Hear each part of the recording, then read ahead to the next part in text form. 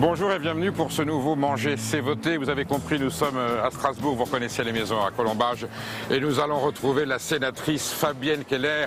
Elle a été maire de la ville pendant un mandat, elle a beaucoup influé sur la vie alsacienne. Avec elle, nous allons parcourir et découvrir ces territoires fabuleux, s'il en est sur le plan gastronomique et alimentaire, et comprendre comment la sociologie alsacienne s'est adaptée justement aux enjeux de l'alimentation et de la consommation. Je vais retrouver Fabienne Keller sur un très beau marché. Vous nous suivez, Manger, c'est voter est aujourd'hui sur le terroir alsacien.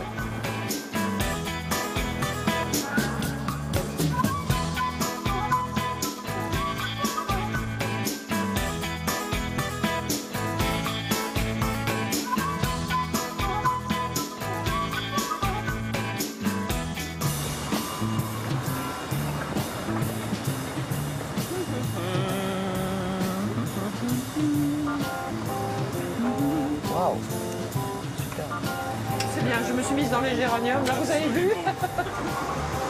Bonjour madame. Madame Keller. Bonjour, Bonjour Perico. Comment allez-vous? Très heureuse de vous accueillir. Content de vous voir. Quelle belle fleur. Oui, sur ce marché de Strasbourg, on a des géraniums qui sont évidemment traditionnels. Les géraniums, c'est très exigeant, hein. Il faut les arroser. Ça a besoin d'amour. Exactement. Bon, je suis très content de vous rencontrer ici. Vous êtes chez vous, vous avez été maire de la ville, vous connaissez tout ça par cœur. Il y a un art de vivre quand même à Strasbourg. Il y a un art de vivre, oui. Et les marchés sont en quelque sorte la campagne qui vient vers la ville. Et les urbains, ils sont très très attachés parce que ça leur redonne le sens de la terre, hein, des saisons, d'une réalité qui est peut-être un peu éloignée d'eux. Et puis un autre aspect très important, c'est que les marchés sont moins chers que la grande distribution, plus frais. Bon, merci de le dire parce Voilà. que c'est un message difficile à faire passer toujours. Bon, Fabienne Keller, j'ai vu que vous aviez été capitaine de corvette, officier de marine, Oui. polytechnicienne. Comment ça conduit au Sénat? Alors, j'ai découvert l'armée à l'occasion de ce service militaire et c'est un grand honneur en fait de faire partie de la Royale, hein, de la marine. Mais comment on peut être alsacienne? Vous n'avez pas le pied marin quand même. Vous Alors, êtes les Alsaciens, Célestat. les Alsaciens, après les Bretons et les habitants du Var, c'est le troisième territoire de recrutement des marins. Alors j'ai eu la chance de revenir à Strasbourg parce que mon conjoint a trouvé un emploi et j'ai changé de vie, j'ai travaillé dans le privé et en même temps je me suis engagée sur le quartier où j'habitais, à Neudorf, à Strasbourg. Vous aimez cette ville, on a l'impression. Ah ben, j'ai envie de dire, je respire avec elle. J'ai très envie d'asperges ce soir. On m'a dit que l'asperge alsacienne était délicieuse. Je confirme. Bah tiens, en voilà. Et évidemment, Ah oui. ce sont des asperges d'Alsace. Et puis si vous voulez bien, cher Perico, je vais vous emmener à Geispolsheim, chez Jacques Chal, qui fait des asperges bio. Ah bon? Absolument délicieuses. Ben, on va les cueillir sur place alors.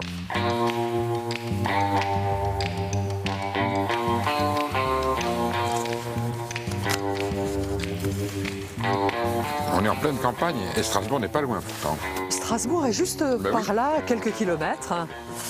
Enchanté. Perico Légas, très heureux. Cher Jacques, comment allez-vous? C'est magnifique. Ce que je peux vous proposer, c'est de l'accueillir vous-même, l'asperge. Madame la sénatrice, allez-y la première. Voilà. Alors, il faut plonger le bras, ici à ce niveau-là, hein, pour sectionner l'asperge un petit peu plus haut. Sinon là, top. En réalité, c'est pas comme ça que ça fonctionne. Ouais, plus Il faut près juste, comme ça, sectionner, hop là. Voilà. Ah, mais on Voilà. sent le coup de maître alors. Tout à fait. Je m'y Alors, celle-là, reprends. voilà. Tout à fait, ouais. Je coupe. Voilà. Ah oui, on entend même le petit bruit en fait. Quand on entend le petit bruit, c'est de qu'elle la est sectionnée, section. effectivement. Voilà. Alors là, on a celle qui est plus sortie de terre que les autres.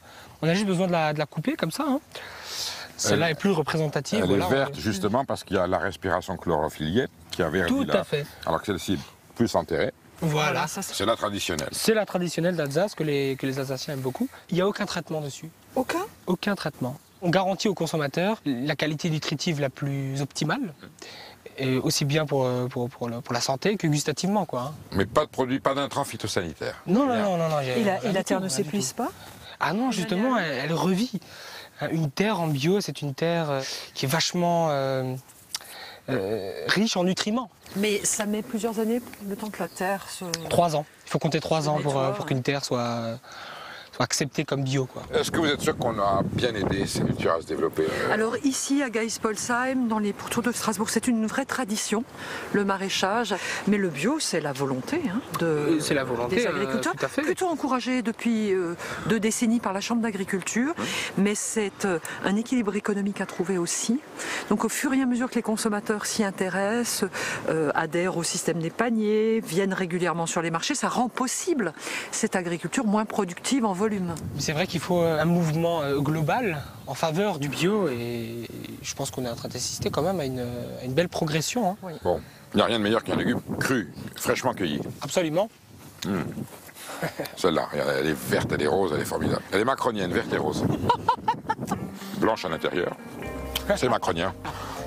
Et les tomates insoumises sont rouges.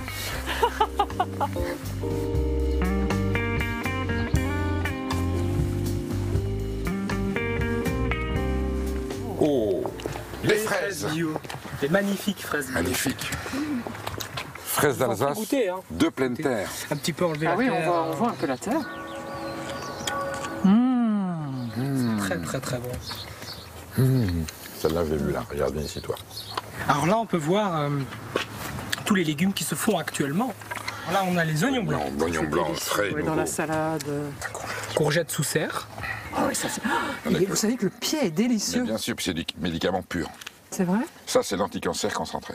Tout à fait. Tout le brocoli, mais est excellent surtout pour la cette partie. santé. C'est un légume santé numéro 1. Hein. Et tout ce que l'on vient de dire n'a de sens que si on transmet aux enfants, à l'école par exemple, les notions de consommation, de durable. Est-ce qu'en Alsace, il y a des écoles où justement... Mais bien sûr, par exemple, au restaurant scolaire du Collège Europe, à Aubernais, juste à côté, eh bien, ils ont une production de repas presque 100% bio. C'est vraiment remarquable.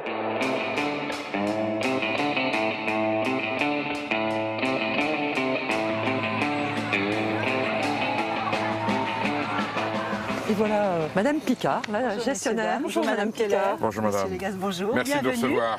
Avec plaisir, vous arrivez bien.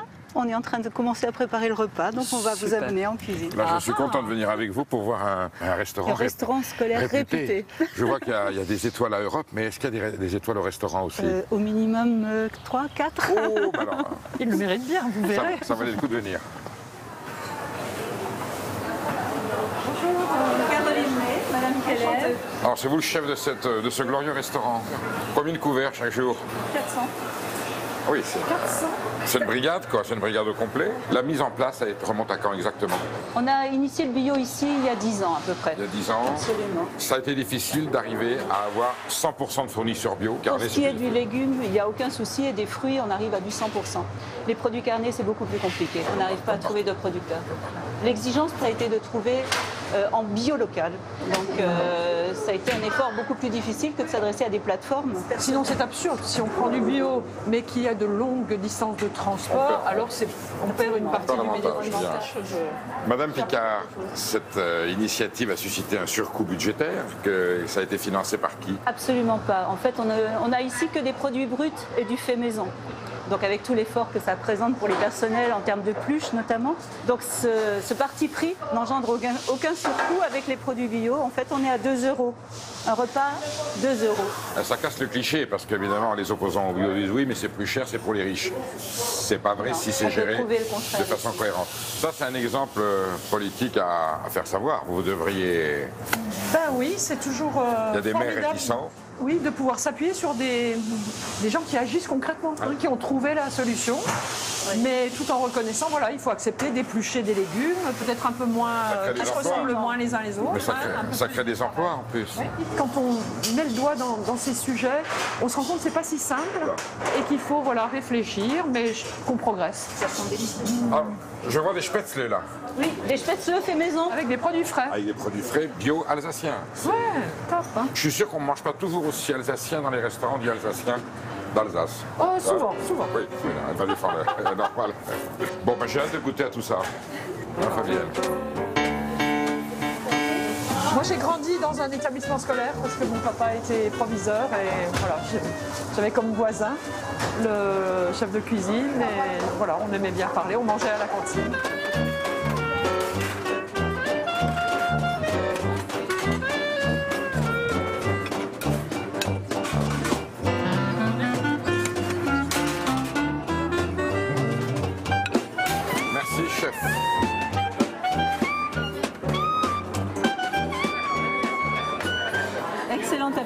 merci. Merci à vous aussi. Ils ont de la chance quand même. Hein. Ouais, ils sont des privilégiés, je trouve.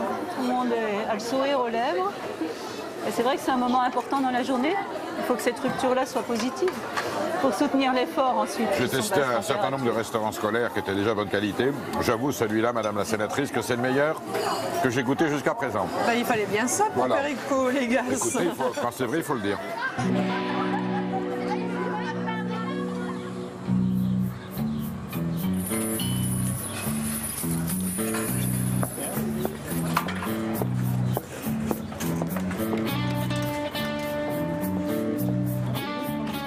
Fabienne Keller nous a abandonné une petite heure pour raison parlementaire. Du coup, j'en profite pour faire une petite escapade choucroute. On est à Strasbourg. Je vais aller ici à la Maison des Tanneurs retrouver François Reinhardt, qui est le pape de la choucroute. Avec lui, on va aller voir un producteur. Je vais évidemment goûter un petit peu de chou avec lui dans sa merveilleuse maison. Et puis après, je retrouve la sénatrice.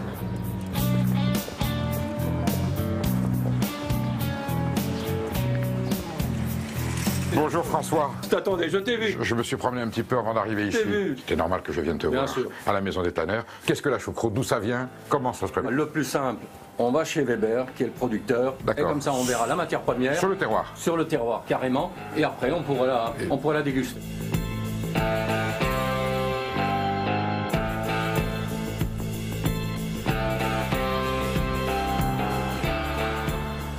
Bon, on est au cœur du terroir là. Krautergersheim, capitale de la choucroute. Parce qu'il faut quand même savoir qu'on est dans les choux. Hein, ah bah on est dans les choux là. C'est rien de le dire. Voilà. Et la terre est très... Et la terre, elle convient propice bien, elle propice à la culture du chou. Donc elle a différentes variétés, un petit peu sablonneuses, un petit peu argileuses. Donc la présence du chou en Alsace est due à cette géologie. C'est une histoire de terroir, hein, c'est comme chaque culture ou chaque... Enfin je vois quand même que tout autour on a des champs de maïs. Autrefois j'ai connu Krautergersheim avec du chou partout. Exactement. Qu'est-ce qui se passe? Le maïs est mieux payé? Le maïs est un petit peu mieux payé. On perd de plus en plus les producteurs de choux parce qu'il n'est pas assez valorisé. François, quand tu as commencé le métier il y a un certain temps, j'ose plus. C'était couvert c'était des champs de choux partout. Partout, à perte de vue. On est en train de perdre justement cette qualité, cette produit. Mais vous vous rendez compte, l'Alsace change son chou et sa choucroute? Mais ce n'est plus l'Alsace. Quand je pense que ça va se finir, quand je pense que ça va se finir avec une saucisse, un morceau de knack.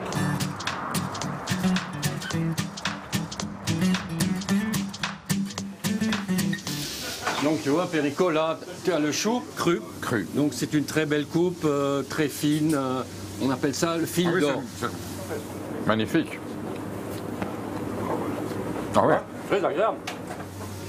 Et on va le mettre dans la casserole. Il faut qu'elle soit aérienne comme ça. Voilà. Il faut qu'elle soit très légère, très aérée.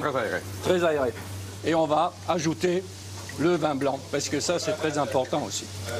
Donc il cuit dans le vin blanc. Il va cuire alors dans le vin ça blanc. peut être du Riesling, ça peut être du Sylvaner, ça peut être du alors nous Delziter. ici, on met du Riesling. Du Riesling.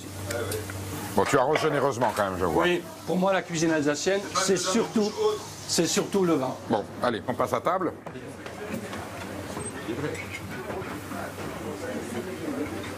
Messieurs, voici la choucroute. Donc tu vois, Perico, là, c'est donc... Elle a été habillée quand même depuis tout à l'heure, quand on l'a vu. Depuis tout à l'heure, oui. Il y a l'ensemble des charcuteries alsaciennes, dont le jambonneau. Et voilà donc le chou, comme tu Fil le d'argent. vois. Mais là, il a mitonné dans la casserole. 1 heure, oui, à peu près. 1 heure par rapport à l'état, on l'avait vu. C'est un plat populaire au départ ou non? Au départ, c'est un plat populaire. Traditionnel. Tout à fait traditionnel. À la campagne, on mangeait ça le dimanche. Il y a un autre plat encore emblématique, c'est le bake-off, mais c'est différent. La choucroute reste quand même le premier plat alsacien. C'est d'une légèreté. Voilà. C'est très important qu'il soit léger. J'en goûte souvent dans des brasseries Bien dans sûr. toute la France. Bien sûr, on en sert partout. Mais celle qui est ici est à part. Après cette délicieuse et petite digression choucroutière, je vais passer récupérer la sénatrice et elle m'amène à Trenheim, qui est un village du nord de Strasbourg, où nous allons découvrir les vins du domaine Moschel. C'est normal qu'après la choucroute, je prenne un petit verre de Riesling. Voilà, ça a l'air d'être ici. Ah ben voilà, la belle cour de ferme. Magnifique. Ça, c'est quand même l'Alsace, c'est unique. Ouais. Merci beaucoup de nous accueillir cet après-midi. Bonjour, monsieur Moschel. Vous m'avez dit que vous m'ameniez ici parce que c'était 14 générations de vignerons. Oui, c'est impressionnant, donc depuis 1600... Depuis 1669. 69, waouh. De père en fils. De père en fils, oui. Oh, il y a l'ancien pressoir. Wow. L'ancien pressoir de 1669. De l'année de la fondation de la maison. Regardez. En 4 siècles et demi. Vous vous rendez compte, sous Louis XIV. Il remonte à Louis XIV. C'est impressionnant, hein. C'est un monument historique, ça. C'est une civilisation. Oui, bien sûr, le vin fait partie de notre art de vivre, de notre culture. Et c'est vrai que c'est extra qu'au sein même de votre famille, cette tradition se soit perpétuée. Oui, et ça continue encore. Waouh. Ce sont des fûts d'origine. Ah oui, ils sont centenaires et voire bicentenaires. On a le plus ancien qui a plus de 200 ans. Waouh. Oh, Super. ah, c'est rutilant. C'est des petits bijoux, en fait, ces vins. Hein. C'est des petits bijoux. Voilà, ce sont des joyaux dans des écrins. Donc ici, c'est le stockage. C'est le stockage des vins avant l'habillage, l'étiquetage et l'expédition, la vente. Vous avez combien de bouteilles, là? On regarde. 100 000 bouteilles. 100 000 bouteilles. Bon, ça ira pour ce soir. Une belle cave, hein. Oui. Ah oui, 2009. Donc là, il reste quelques bouteilles de 2009 qu'on va garder pour nous. Qui c'est Henriette? Henriette, c'était ma grand-mère. C'est elle qui a planté une partie des vignes, d'ailleurs. Magnifique. Bonjour. Merci de nous accueillir chez vous. Bonjour, monsieur Moschel. Papa. 14 générations. Oui. Vous en avez 13 derrière vous qui étaient là. Vous avez commencé à quel âge votre première vendange? À 5 ans, 6 ans. 5 ans, 6 ans. J'avais un tout petit sécateur. Mon père m'a donné ça et j'ai pris plaisir. Et vous, Guillaume? Ça devait être pareil. 5-6 ans. Ouais.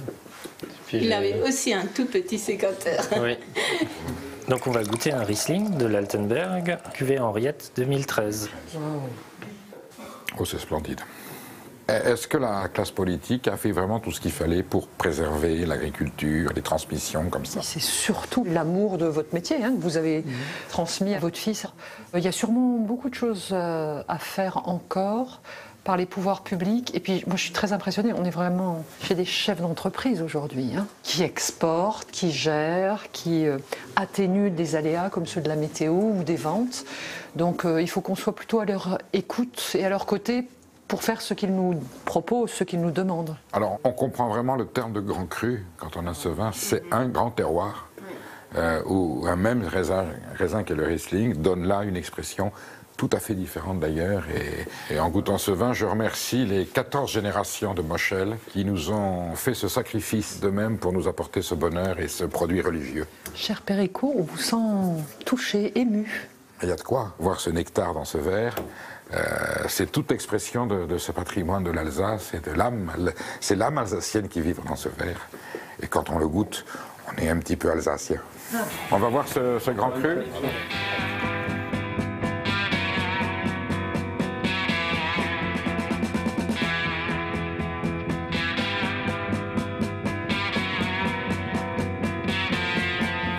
Là, on dirait que la vendange est bien partie. La fleur est pour quand, là? Donc on est en pleine floraison. On est en pleine floraison. Ah ben oui, voilà. Les petites barbes blanches que l'on voit, c'est le début de la floraison. Voilà.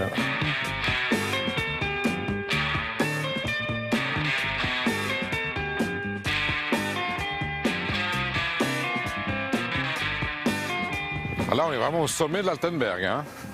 Ouh, quel panorama! Vous avez bien de la chance d'être sénatrice dans un aussi beau territoire. J'ai beaucoup de chance. Il serait bien qu'on préserve ça. Oui, il faut soigner ce que vous appeliez un patrimoine, un vrai patrimoine qui se transmet depuis si longtemps. La grande distribution, c'est bien, mais ce qu'ils font, eux, c'est mieux. C'est mieux. Je suis toujours inquiet en me disant, voilà, les pollutions, l'urbanisation. L'Alsace est bien préservée. Oui, il y a vraiment un souhait de préserver cette organisation avec des villages plutôt ramassés et puis des territoires qui servent à la production agricole et notamment au vin. C'est l'Europe à laquelle je crois. Et pourvu qu'elle dure et qu'elle ait longue vie. On continue notre parcours, je crois que vous avez encore des choses à me montrer. Plein de choses à vous montrer. Guillaume, merci infiniment. Merci beaucoup.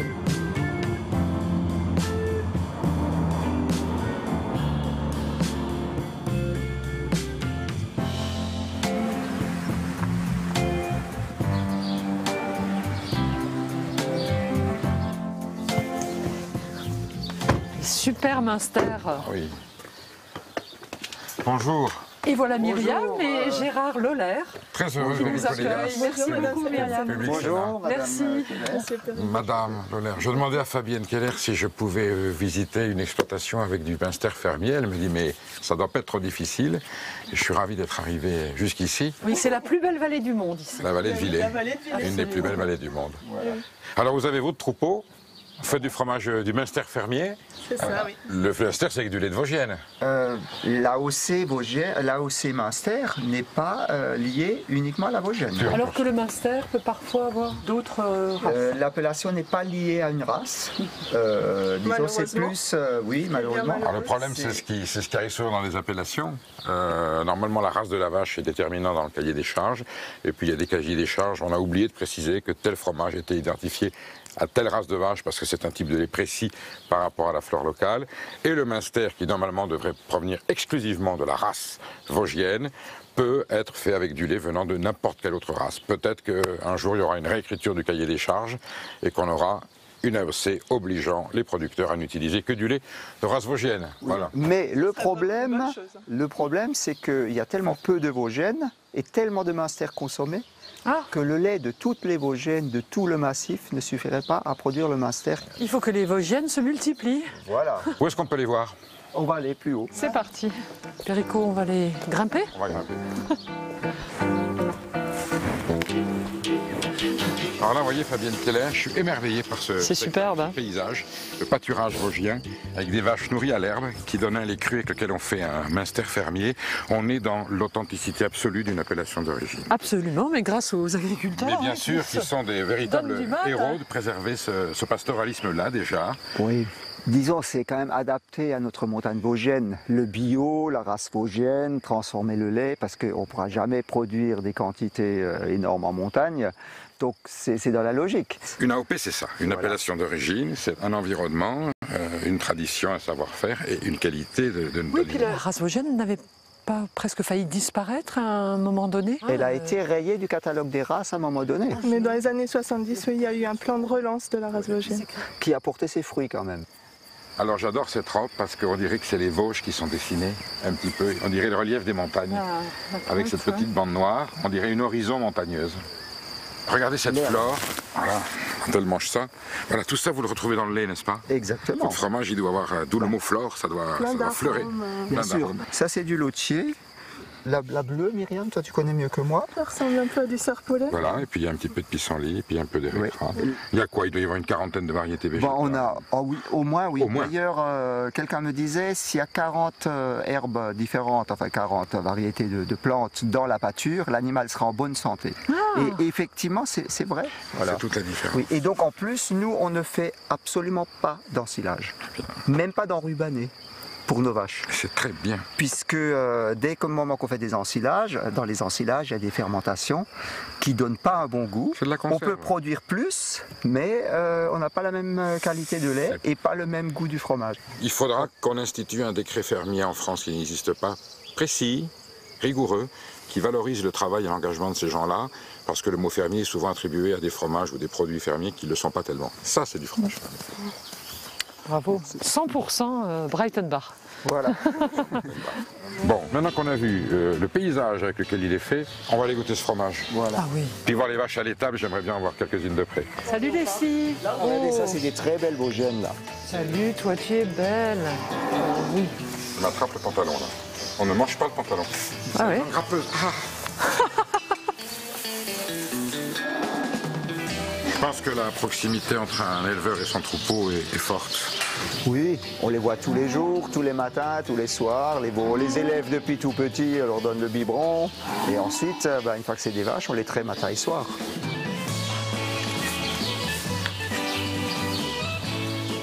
Il a été élaboré quand, celui-là, par exemple? Celui-là a 4 semaines à peu près. 4 semaines. Oui. Après, c'est un Münster. Notre Münster est quand même relativement doux.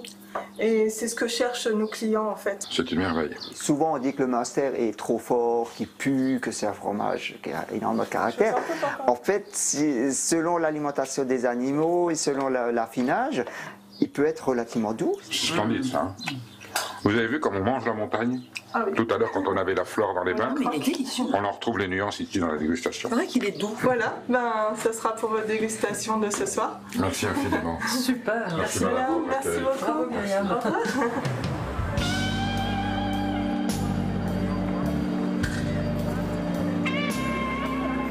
On y va? On y va. Oups. Je peux vous dire qu'il y a certains de vos collègues qui ne passeraient pas. Hein. Je ne cite pas de nom. C'est possible, c'est le Buchmesser. Buchmesser. Le bûche, c'est le ventre. Et ça permet de mesurer si on a trop mangé ou trop bu de bière. À Strasbourg, on n'a jamais beaucoup fait d'abus quand même. Non, jamais. Notre cathédrale, plus on la regarde et plus on l'aime.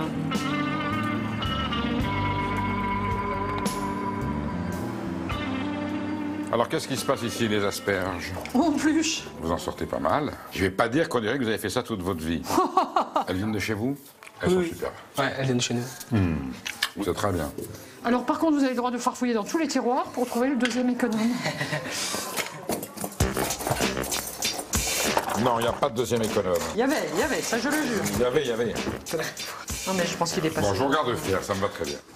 J'ai un beau métier, ça s'appelle journaliste. On observe, on commente. Et on met des notes. C'est bien, c'est réaliste, moi, ça. Là, on est à 12 sur 20 pour la sénatrice. Pour la pluche? Pour la pluche. C'est énorme. C'est énorme. Il y a de l'efficacité là quand même, non?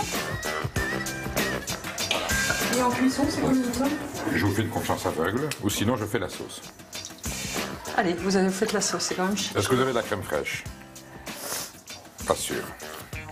Ça va pas le faire. Ça va pas le faire. Elle a une telle occupation parlementaire, elle peut pas faire les commissions, la sénatrice. Si elle les fait. Non, parce que le truc c'est, oui, il y a de la crème fraîche, mais est-ce qu'elle est fraîche? La réponse Ah non, mais ça, je vais vous dire, vous me donnez n'importe quel produit avarié, je vous le transforme tout de suite. C'est mon côté homme politique. La présentation, là j'ai appris des trucs pour la présentation. Voilà. Le drame des asperges, c'est qu'on a tendance à trop les faire cuire. Elles sont bonnes, C'est vrai? Un becao. Ah oui. Super.